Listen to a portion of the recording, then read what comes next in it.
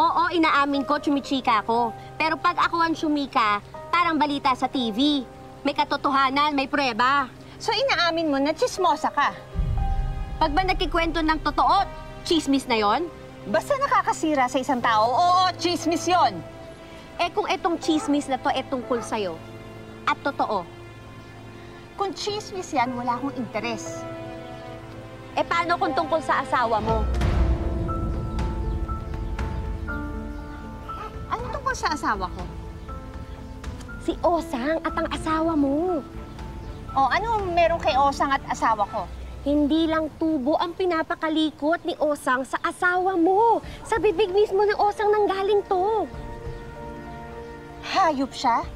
Saan ba nakatira yung babae niya? Ituro mo nga sa akin. Hindi mo alam, katabing bahay mo lang. Sige, puntahan mo, hulihin mo. Nang mapatunayan ko sa'yo, nagsasabi ako ng totoo.